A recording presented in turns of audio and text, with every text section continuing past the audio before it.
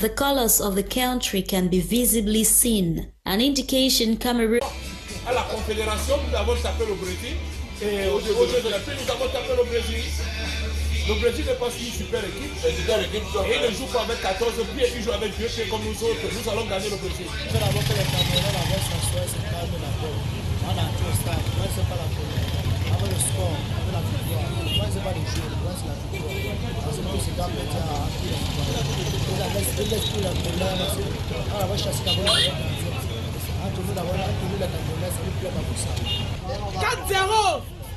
À bout de tout, confiance. C'est bien là, non, il faut envoyer le Brésil là, comme ça là, encore. And amazingly, women are gradually taking the lead in supporting the indomitable lions, from their attires to their songs, and now a few would have a say about tonight's march.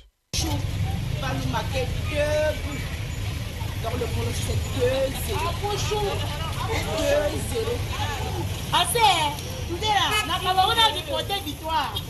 Victoire dans le Cameroun. Brésil, on n'a pas perdu. On assume jusqu'au dernier souffle. Hein? On est là, on assume. Et on supporte le Cameroun. Cameroun en avant. Allez, allez, allez, allez. Oui, je suis une Camerounaise, je fais de lettres, je suis très inspirée par les gens. Car mes frères sont devant, c'est nous qui sommes devant. Notre pays en avance. The West all-women refereeing team to officiate a men's match. The team was led by French-born referee 38-year-old Stephanie Frappart, who officiated the match between Germany against Costa Rica on Thursday at Qatar's Al Bayt Stadium, a group stage match that saw Germany defeating Costa Rica 4-2 but failing to qualify for round 16 as both teams got eliminated from the competition due to the results of their group members. Recall here that Stephanie Frappart also served as an official in the Group C match between Mexico and Poland last week. She has earlier taken charge of matches in France League One and the European League. Frappart was also the referee in the 2019 Women's FIFA World Cup final match between the Netherlands and USA. Meanwhile, Brazil's 38-year-old Neuza Bach and Mexico's 38-year-old Karen Diaz served during the Germany-Costa Rica encounter as referee assistants. Also, the fourth match official, who worked as the offside specialist in the video review team, was also a woman. 34-year-old Catherine Nesbitt of the United States, who assisted Frappart, Bach and Diaz from outside the ground. Nonetheless, Diaz and Bach had already made history prior to the Germany-Costa Rica clash. They are the first women from Latin America to ever be selected to referee a men's World Cup tournament. Thus, the all-female refereeing trio taking charge for the very first time at a men's FIFA World Cup in a match between Costa Rica and Germany made history on Thursday, December 1st, 2022 in Qatar. Away from sports, evaluation and demarcation, works at the different sites to host the Limbe Deep Sea Port has begun. The demarcation exercise has been done in order to effectively delineate on the different portions of land that belong to the Limbe Port Authority and on which the Limbe Deep Sea Port Complex shall be constructed. Kuma Honore completes that story.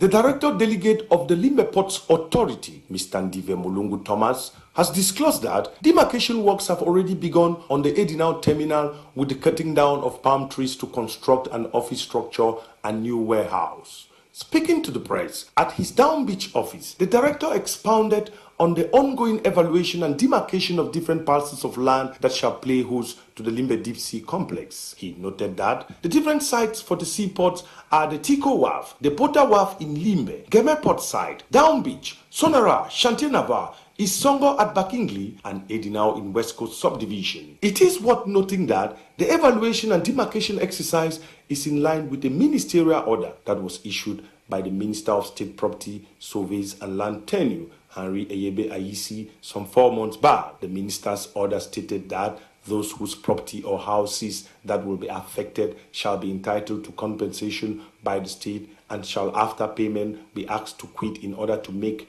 way for the Ports Authority to take full ownership of their land. The evaluation and demarcation works are being done in order to effectively delineate on the different sides the land that belongs to the Limbe Ports Authority and on which the Limbe Deep Sea Port Complex shall be constructed. Mr. Mulungu Thomas added that after the demarcation, the Limbe Ports Authority shall proceed to acquire a land certificate on these parcels of land, and from there on shall be in position to look for investors who can now come and invest in building or construction of the Limbe Ports Complex.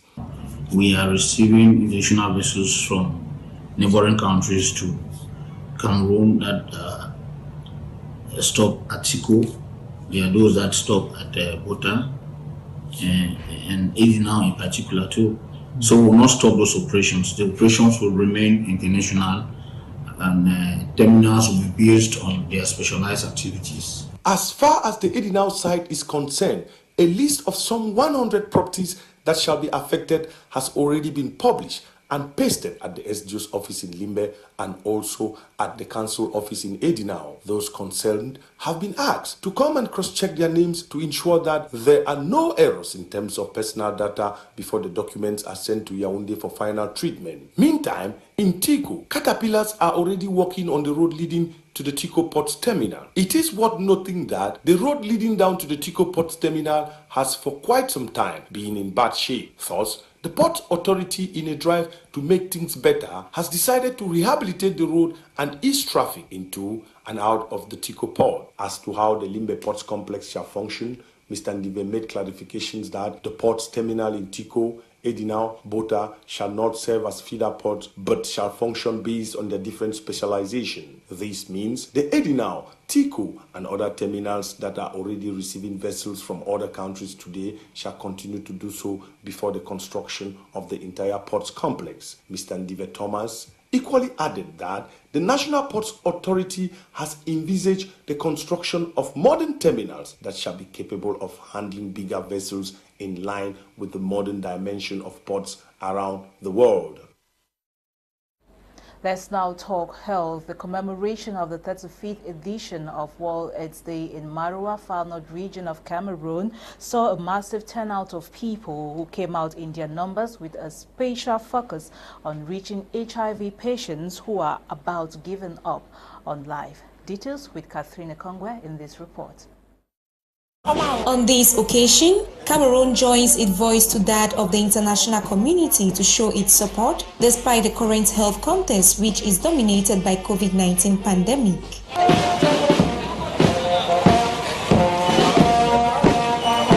The ceremony began with sports and solidarity march with the aim to demonstrate to people who are infected with the disease that it is not the end of the world. The significance of this day is World AIDS Day, and it's to show to the world that AIDS exists, and to let people know that those who are living with it are also human beings. They should not feel ashamed of it. They can still live and make a better way of their life. HIV remains a major public health problem and one of the main causes of death in the country. Much has been done so far, and more effort is still to be put in to finally achieve total control of the pandemic, not only at the level of the Far North region, but also at the level of the whole world. In a related story, the fight against HIV and AIDS in the East region is continuing, which still remains in second place behind the South despite a decline in prevalence rate. Joint gun captured activities which mark the celebration of World AIDS Day in the East region and files in the reports that follows. Over 88% of HIV patients in the East region are being treated with antiretroviral drugs. This is a milestone improvement contrary to 2019, when only about 65% of patients were under medical care. These are the official figures released by the East Regional Delegation of Public Health. The epidemic in the East has greatly improved in the last 2 years since the advent of partners, implementing partners with the support of the partners. So we have greatly improved. We have almost doubled the the size of appliance of treatment, and the viral load suppression rate has greatly improved as compared to 3 years ago. This is the main indicator which tells us if the patients are actually taking their treatment the right way. The 35th edition of World AIDS Day, which is celebrated this year under the theme Equalize, was commemorated in Betwa by the sensitization of counselors, aid workers, non-governmental organizations, and civil society activists. They all gathered at the explanade of the East Regional Delegation of Public Health on Thursday, December 1, 2022, to say no to HIV and AIDS. After visiting different neighborhoods in Betwa, the representative of the Regional Delegate of Public Health for the East, alongside representatives of GTR East, made stops at the different stands set up for the occasion. The delegate said, as the regional delegate said, the collaboration, this region was deprived of funding, of PEFA funding, so the support of the American government, the region, we had improvement in the result because we have a lot of partners that join the team, the regional delegates team, to support them in the fight against HIV. The brief ceremony was concluded by a family photo with the different organizations present. Let's now move forward to the northwest, where health officials in the region have noted a significant drop in the number of cases of HIV and AIDS infections as compared to previous years. These officials say they are working on preventing transmission to children.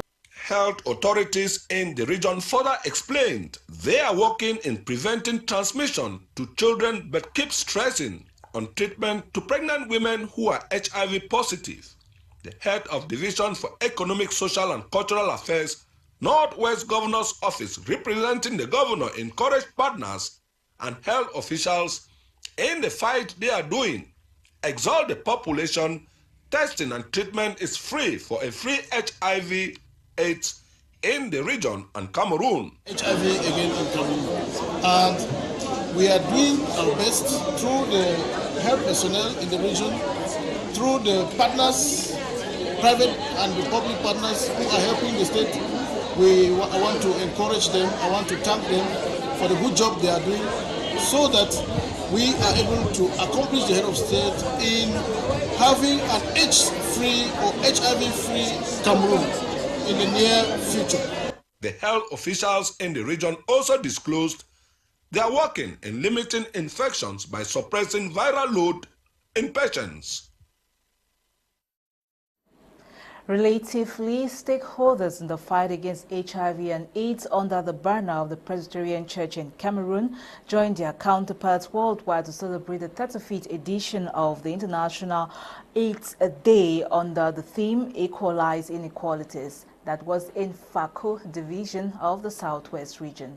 Kuma Honore once again. The Presbyterian Church in Cameroon has joined the rest of the world to commemorate the 35th edition of the World AIDS Day, celebrated every 1st December, to create awareness on the AIDS pandemic and possible ways of eradicating it in the society. The event, which brought together staff of the different units of the Presbyterian Church, such as the Press Book, Press Print, Presbyterian Health Services, and schools of the Presbyterian Church in Cameroon, started with a sensitization walk from the Presbyterian Church House Down Beach to Half Mile, Church Street, Newtown, and back to the church premise where the rest of the activities unfolded. Addressing the population, the National HIV Program Coordinator, Madam Rita, said, to end AIDS, we must end gender-based violence and inequalities. She called on the population to equalize on inequalities as the theme of the 35th edition of the World AIDS Day invites. She noted that gender-based violence fuels the strength of HIV/AIDS, with statistics indicating that 40% of women who have been raped are having higher risks of acquiring HIV/AIDS. By reducing inequalities such as gender-based violence, increasing access to prevention and care services, Then, HIV/AIDS will significantly reduce by 2030, she added. The relevance of this office. The office was created for the main objective to create awareness among the Christians of the Presbyterian Church first, and then others on HIV and AIDS. And so that was the first reason that this office was created. And I can say the main reason, awareness creation. How much? On her part, the representative of the district medical officer for Limbe Health District, Dr. Tabi Vanessa, called on the different stakeholders to work in synergy to address issues of inequalities to help end AIDS. She added that standing against gender-based violence will be standing against AIDS. Earlier on, the Presbyterian Health Services Secretary, Dr. Nya Fidelis, thanked the hierarchy of the church for putting in place resources to handle new pandemics coming up without losing sight of the HIV pandemic. He called on the population to do routine check-up to know their HIV status for proper follow-up. This is like any other disease, and it is being managed. The one thing that is hitting the entire world and many countries now is that when COVID came into place, the event equally saw the projection of a movie acted and produced by the Free Mind Center in Boya. The Free Mind Center is a center where youths are educated on sexuality to help them spread the message and create awareness about diseases like HIV/AIDS and other pandemics. The Presbyterian Church intends to create more of such centers in other parts of the country, as it has contributed enormously in changing the behaviors and lifestyles of youth infected or affected by the HIV pandemic. Voluntary screening exercise was equally part of the day's activity. Kumar Nuri's report on World AIDS Day in Fako concludes this edition of Prime News. I have been Eileen. For presentation, the news was produced by Ewane Eli. But do stay tuned to more programs coming up tonight on My Media Prime TV. Up next, it's Qatar Prime with Eric Marshall and his team get the best of commentaries as we accompany the Indomitable Lions tonight when they face Brazil at 8 p.m. Bye for now and have a blessed weekend.